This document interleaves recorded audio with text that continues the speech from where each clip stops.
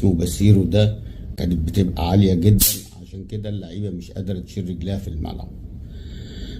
وواضح قوي ان في فرق كبير بين فرقة منظمة، فرقة بتلعب كورة، فرقة لها شكل وستايل، وفي فرقة تانية متكلة على القدرة وعلى الجماهير اللي هي مش موجودة، وعلى واحد زي ناصر منسي اللي ربنا يبارك له، وكان محمد شحاتة اللي هو كشف نص ملعب الزمالك او فرقة الزمالك النهاردة بعدم لعبه.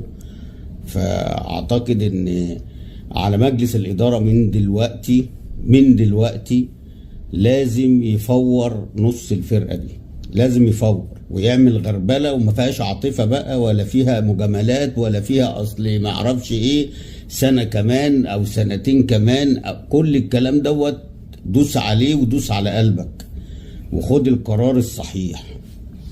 خد القرار الصحيح، نص اللعيبة دي ما تلبسش فانيلة نادي الزمالك.